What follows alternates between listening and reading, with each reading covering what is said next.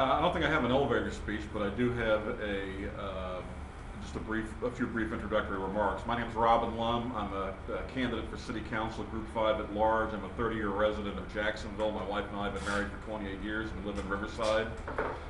You can see by the card I handed out that I've been very active in the community over the years. I'm a past president and past chairman of the board of the Jacksonville Junior Chamber of Commerce, also known as the JCs.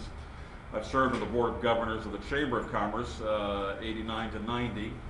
I've also been on the boards of directors of the Suicide Prevention Center, the Civic Roundtable, the Jacksonville JC's Community Foundation, the Clara White Mission, and Riverside Avondale Preservation. I even served as the first ever chairman of Riverside Avondale Preservation's Public Safety Committee. I am currently vice chairman of the Republican Party of Duval County. In 2010, I was the grassroots leader who organized Republican voter turnout for the November election, and in 2009, I was the healthcare policy analyst for the Republican Party in Duval County. I had followed healthcare policy very closely for 30 years, and when the Democrat legislation became to be a major topic of conversation, I organized town hall meetings and spoke at public forums throughout Northeast Florida. I wrote the party's position paper on market-based reform in the healthcare system, and I wrote several opinion columns that appeared in the area newspapers. I also write a regular or semi-regular column for the Jacksonville Observer, and you'll be able to find some of, all my work is archived there. I appreciate the opportunity to talk to you, and so I'm ready, whatever questions you've got. All right, you did that in 2 minutes. We thank you. Let me ask you, what specific savings do you believe that we should find in the city budget? Specific savings? Specific savings. And we are looking for specifics from everybody. You've got $19 million a year we're spending in overtime. When I ran my first printing business, if I didn't want to do overtime, I simply said there's not going to be any overtime. I think that could be cut substantially. I think that if you're talking about reducing spending, one of the options is always to do an across-the-board spending cut. I thought what Bill Bishop had to offer toward the end of the budget process last year was helpful. I thought they really should have started talking about that as a fallback position at the very beginning of the process. I see some of the spending that goes on for the Jacksonville Journey I don't understand. Why we're spending $500,000 a year to knock down a handful of decrepit buildings, that doesn't make sense to me. What that really tells me is we've got a problem with code enforcement that needs to be addressed. I also don't understand the wisdom behind sending 85 kids to college for $1 million a year. I'm not opposed to sending kids from a disadvantaged background to college. I just don't think that's the way we should be spending money that's supposed to be directed at reducing crime, a direct reduction in crime. I can appreciate the aspects of Jacksonville Journey that directly affect, provide additional police resources, are likely to have a direct effect on the violent crime in Duval County, but some of the spending doesn't make sense to me.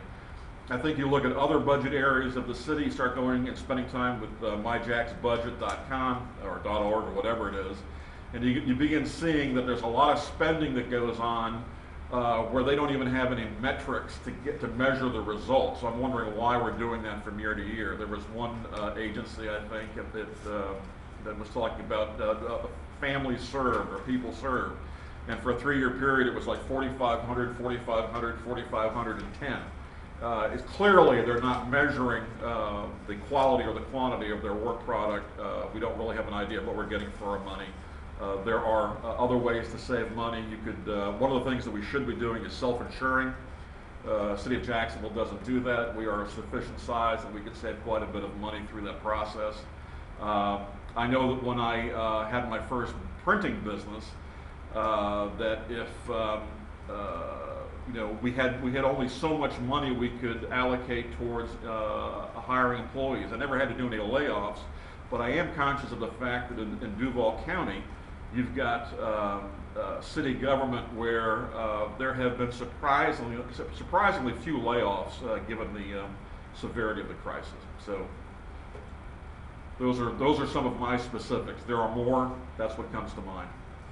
Okay, and one question I think we'll be asking absolutely everybody is what you believe the solution to be to the pension problem in the city. I think Jacksonville's pension problem is somewhat unique. Probably the most unique aspect of it, one that makes it the most difficult, is that for the police and fire pension fund, they've got a 30-year agreement in place. They signed a deal that locks the city into the existing pension program very specifically through the year 2030. So we got 20 years to run.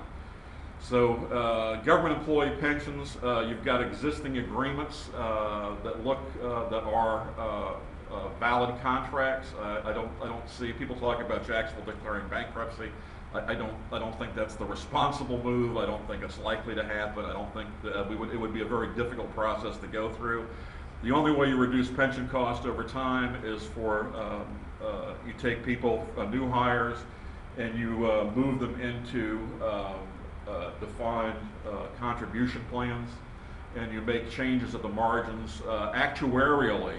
These programs are deficient actuarially because there are too many things that are built into the system that work against the interest of the taxpayer. For example, the number of years required for retirement, that some of these plans don't have a minimum retirement age. So you begin affecting those things and you drive the cost down over time. Okay. One of these broad-ranging questions, what is it that distinguishes you from your opponents and makes you the right choice for the voters in the race? I think over the years, my community involvement, I've demonstrated a seriousness of purpose. I think if you look at the columns I've written for the Jacksonville Observer, clearly I believe that I've demonstrated that I'm a thoughtful, analytical person. I think I bring that to the table. I've generally I've been more involved, and I think there's more of me that people can learn about that's on the public record, and I think that should make a difference. We got 4 minutes before Ken Jefferson shows up. Or doesn't show up on time, we'll see if he likes to. Do you get any more standard questions? Well, I'll ask you a question that I usually ask as a candidate. If you receive the endorsement of the concerned taxpayers of Duval County, will you publicize that fact in your campaign letters? Absolutely. In fact, I've already running an ad that's going to appear next week that says the only candidate in the race that receive a 100% score from concerned taxpayers of Duval County. So yes, it would be a significant part of my campaign. Right now we call that the CTDC Fiscal Responsibility Rating. Okay. That's what it says. We call it that for right now. I was going to use the term the only candidate to receive a 100% rating, but that was too close to sounding like an endorsement. So I simply called it a score. It does. I called it a score. We did call it a We score. better not change it We shouldn't because change people it. start running this stuff. Yeah. That'd be clever. Rating has a little more cachet. Okay, well can I just ask you just a couple questions? Ask me as many as you want. Like four, no? No, go. Oh, Go, please, go. through the chair to Through Mr. the chair, Lumb. yes, go. It's just like a Specific city budget council meeting. cuts. Do you think things like, let me just name one, symphony, you think taxpayers should be spending money to subsidize symphony? No. What about events like World of Nations Jazz Festival, which I love those things. World of Nations You ever- Jazz Festival. What is World of Nations? World of Nations is where I This think is where they have the food. yeah, the really good food. I think the city ponies up some money. I don't think it's a lot, but things like that. You think we should be spending taxpayer money on? I don't have a problem with that. If it's a modest sum and it generates some entertainment value and it's highly leveraged. City puts up 15 grand and all of a sudden they've got a significant event downtown, and yeah, I don't have a problem with So that. what's modest? What would you say would be a threshold? 15,000. I don't know if Okay. you're drawing a crowd of 8, 9, 10,000 people, a small amount of money like that. Same reason why I don't think it's inappropriate for them to do an annual fireworks display. Oh, and just with the pension plan, you mentioned one of the parts of the reform would be getting new hires into defined Contribution, Defined right. contribution. Okay. All right. That's But the problem is, and the reason the city right now is negotiating with the police and fire pension fund for that part of the equation, as opposed to the general employees pension fund and the correctional officers pension fund. That part of the equation, that thing applies to everybody who's in the system now and anybody who's hired between now and 2030. So they've got Okay. some serious negotiating to do, and I don't So they know. would have to modify the existing contract bilaterally, like it come to an agreement. If they were gonna change it, I mean. Yeah, they would have it's to, not they, just- the parties to the agreement would have to agree to change its terms. It's not just as simple as them saying, from now on, it's gonna be this, because they've got a contract. Well, they got a contract. That's why Jacksonville finances are so screwed up, is because all these decisions that started being made years ago are compounding and piling up on one another, and it's a Gordian knot, trying to work your way through all this stuff, and it's gonna be a difficult process. Well, we got a minute left. Yeah. One question. Name one thing that you see on the current budget that absolutely can go away. That can go away. Can go away if you were to look at the budget in the upcoming year. One thing that can go away in the budget for the current year. I can't give you one thing that can go away. I gave you the examples in Jacksonville Journey. Code enforcement is giving them money, $500,000 a year. That could go away. Scholarships for kids to go to school. Charities. For charities? Are you speaking essentially charity type? I'm saying it doesn't. It just doesn't. It's illogical spending. I mean, there are line. I would call that a line item within the budget that can go away. I would call Jacksonville Journey. Some of that money goes to provide additional police resources for law enforcement on the streets. I think that's legitimate. Yes, please. Mr. Bates, any questions? Yes, please. I know that you're involved in quite a few things like the City Roundtable, the RAP, Clarify. I had been. The only thing that was relatively recent was RAP. Those are all what we consider quality of life issues. Are those essential functions of government that we should? Quality of life. Quality of life issues, these things. I think the core function of government. I'm sorry. The cultural council. No. Those things, are they, those? No. Or art in public buildings. That's not a function of government.